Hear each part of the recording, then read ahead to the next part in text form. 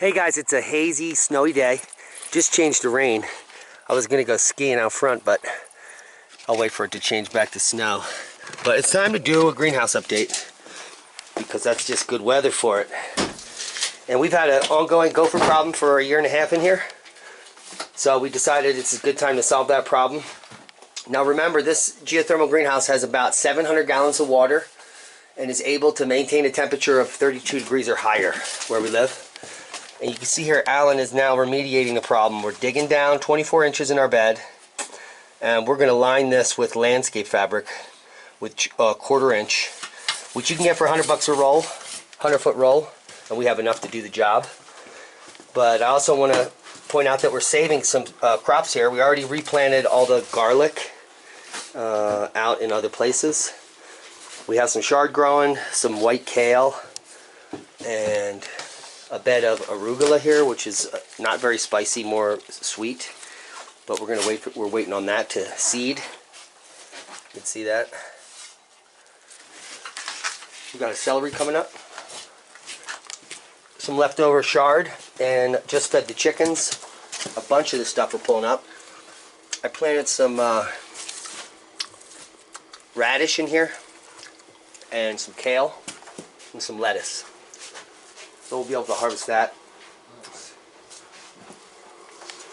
And here you can see some more of those garlics. These are the Portuguese collard trees, and they're now 2 years old. And they grow fine in this greenhouse at 32 degrees. These are some more collard trees that we're developing, and here's another kale tree. That's probably 2 or 3 years old. So hopefully that solves the problem for our gopher. And it's not a big deal because we were having trouble with the soil here. It wasn't really the best soil, so we're going to be adding more nutrients. I sprayed it down with EM1 in the fall, but it was a little too late. And what we're going to end up today doing is potting a lot of this mint. Now, if you guys don't know about mint, you want to keep it separate from your garden because of the way it runs. This is just a standard spearmint. You can see these runners. They will go out and fill your whole garden up. So it's important to have these in pots. So we let it go for a year in here, and now we have tons of mints here that we can pot up. See there? You just break up those runners and put them in pots. You can take out this 6-inch section, and that will all become a mint plant.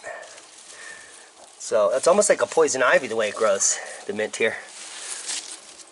So we're going to be transplanting some mint and doing some remediation for the gopher, which we just did catch the gopher finally yesterday.